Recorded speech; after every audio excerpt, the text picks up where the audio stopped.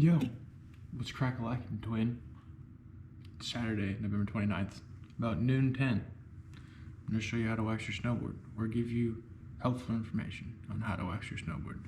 I also built a snowboard rack to hold snowboards. Not just mine, because I have a couple.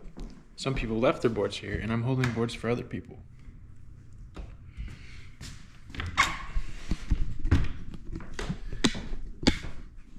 This is all done with like a bunch of basically just 2x4s, some like kitchen mat down here, and some wooden dowels in between each spot to hold them.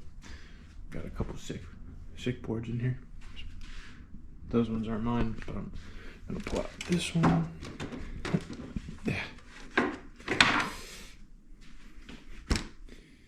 There we go. And this one, both of my ride boards. Perfect. It hasn't snowed yet at Mount Baker or Stevens Pass. Enough for it to open. A month ago it was good at Baker, then everything melted. It's been an awfully warm winter so far. But yeah, I'm gonna get this one first, probably that one second. I have GNU on both of them. Or not GNU. I have GNU bent metal, and then the bent metal on both ride boards. I like ride and bent metal. I had some Burton Freestyles, but they're a little floppy and they kind of got torn up through the entire season on my like backup board here. Oh, this is the Super Pig, and I have some super bright new and bent metal. And then this is my ride burnout with some Logic bent metal bindings. And this is more of like a playful freestyle board, and then this is kind of just my all mountain board. I love this board. This board's awesome. I used to have some Burton Freestyles. I still have them. I upgraded to bent metal because after like halfway through the season, they're just a little too flimsy, a little too floppy for me. But I bought 2 sets. I have a black and blue pair because I had a couple extra boards last season, and then these 3 boards here are buddies, and then this other one's also not mine at the end. But yeah, we'll go throw these up, and I'll kind of try and talk about waxing the snowboard. Basically, I forgot to give like a informational piece before I start waxing the boards, but you want to prep the surface, and then you're going to want to use your wax, find like a temperature where it's a constant drip, doesn't smoke, and if it's not coming off of the iron, then it's probably not hot enough. And then from there, you can kind of cover it. You don't want to like cover it in the wax because you're going to use the iron to then get those little droplets, and you're going to iron them out. You're going to wait, depending on what the wax says or whatever you think. You'll get your own opinion as you start to do it more often. And from that point where you have waxed it, you're going to take your scraper. This is the most important part that I talked about. You're going to get all that wax off with a plastic scraper. There's metal ones. If you're just getting into it, use a plastic one instead. But you're going to get that plastic scraper, and you're going to just scrape as much as you can off everything you put on. You're going to want to get off because there's little pores in there that are already filled to help it glide across the snow. Then once you've done that, you've scraped everything off, you'll get like a brush. They have like horsehair, they have nylon, brass. I do brass. Sometimes I'll go nylon, and then I'll do horsehair. But you just start with the most abrasive, and then you work your way down to the least. And then I have the luxury of being friends with the owner of Hidden Wave. So he just brushed it for me real quick, cross-hatched it, and then that's really it. And for the bindings, before you put the wax on, start ironing out. You either want to take the bindings off, or you'll want to loosen the screws. So if you're like not sure what the board setup is, but you like where it's at, you could just loosen it so that way they don't put stress on the threads of the board and the screws. And then from there, just a little bit, loosen it, not too much. And then like if the bindings don't move, but it's loose, it's probably a good spot. Don't try and like yank on it, just a little nudge to see if they go anywhere. That's good enough. And And then if you know everything that you're looking for, you probably don't need to even watch this video, but you can just take the bindings off completely if you know all your settings and things like that. And then after that, oh, the light's dying. I thought that was charged. But from there, it's pretty simple. And then you're gonna get a little workout in your arms, but you're gonna be able to know how to wax your boards and then tell your friends how to wax their boards later. It's pretty simple.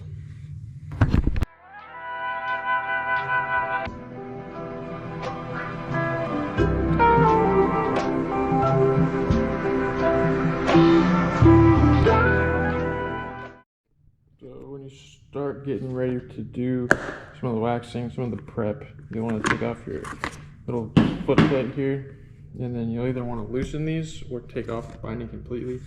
Loosening it is helpful because if you keep it in there while you're waxing, it can stress out the bolts and stress out the threads, and then over time, if you keep doing that, you can end up loosening these screws, and then if you're snowboarding, your stuff starts to come loose, and you're in a remote area, then you can't get to any tools. It's kind of a problem. But if you can make it down to the lodge, you can get a screwdriver to screw these back in and tighten it back up. But I'm just going to take these off because it's going to be easier to kind of get a good base coat down for the season. And because I have these and the way that these are set up right now, they're basically right where the bindings go. But this is a snowboard holder for waxing and tuning.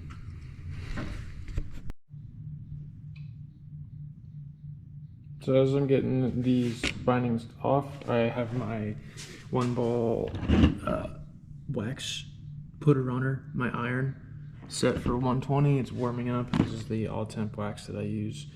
And when you're waxing, you want it to drip consistently onto the board. And if it's not smoking, then that's good. It's not too hot. And if it's dripping too slow or not melting at all, really, then your iron's probably not working. But that's what you're looking for, is a constant drip on the base. And then while that's warming up and while I'm getting off the bindings, after that I'm going to flip it over and then I'll start to apply some of the wax.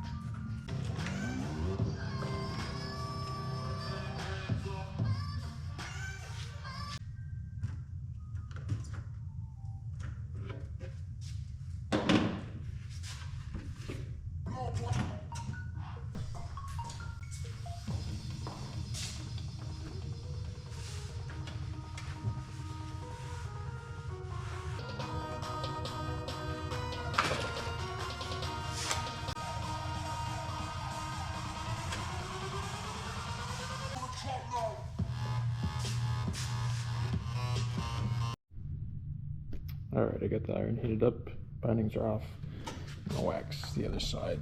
I'm also gonna try out this mouth-mounted GoPro action here.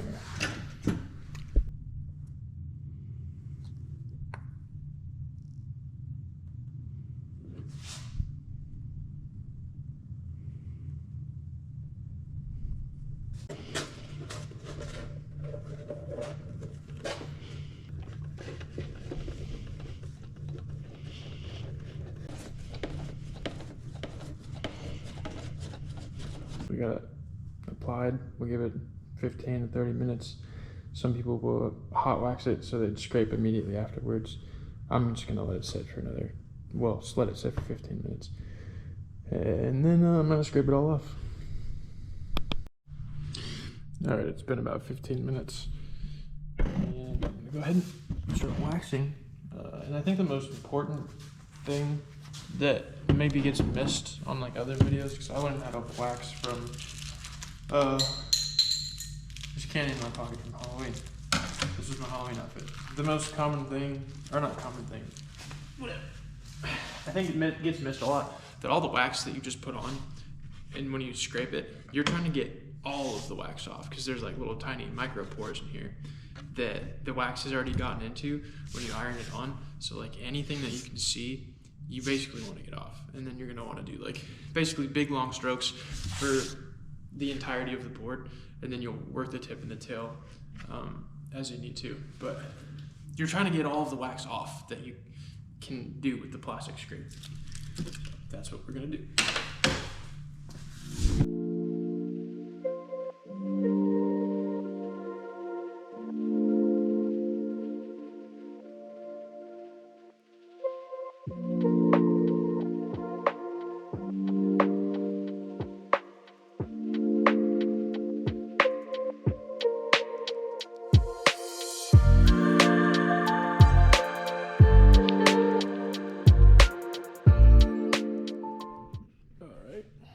So we have scraped the board now.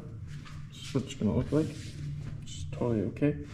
And one of the last things I want to do is finish it up with some brushes. I originally started with this one. It's a brass brush. And then I had a nylon one that I used to clean. It was never used before, but it was used for it was supposed to be used for like the shower, cleaning the shower, but it was a nylon brush. So I'd use the brass brush, and then I used the nylon one, but then my roommate, when I was doing something else, grabbed it, used it to clean the carpet because there's dog hair all over it, and then I was like, who used my snowboard brush for dog hair? And he bought me a whole 3-pack. So he bought me these on Amazon, so I'm gonna go ahead and just do brass, and then go to horse, and then that's pretty much all you need to do.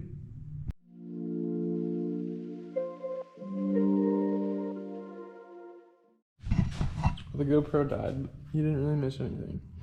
Just kind of like the finished look. And now throw the bindings back on. Call it good.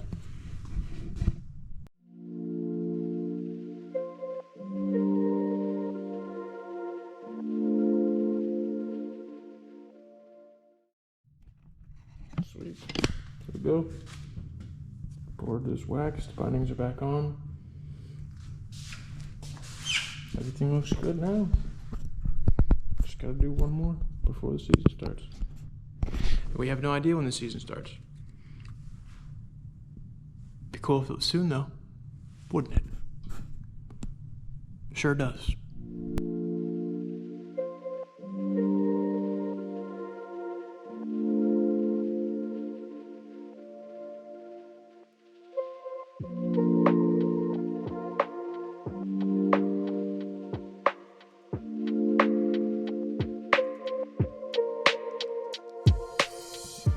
Quick little time lapse of the second board. Did a hot scrape on it to change it up so you could see both, and then I didn't take the bindings off. I just loosened the screws. And then a really good way to tell if you've done an adequate job is if you put your fingernail on it and you kind of just run it through there.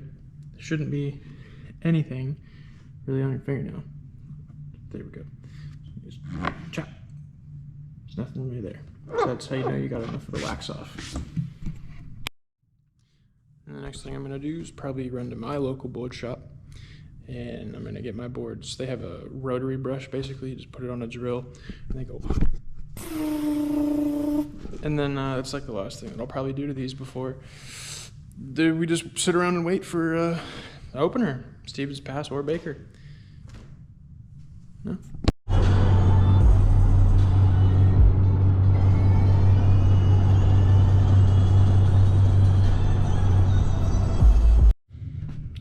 All right, just got back, gonna load up my boards, so they're ready to go when it's time to get your go bag and go to the mountain. But he took it to Hidden Wave, the owner, roto brushed it, and then when he did this one, it looked good. He said, good job, there's no high spots, so that's pretty good when the owner tells you did a good job. And then this one, he roto brushed it, not even a whole lot came up. He said, you did an even better job on that one. And he's like, yeah, both of those boards are good. Roto brushed them. He did like a little cross hatch.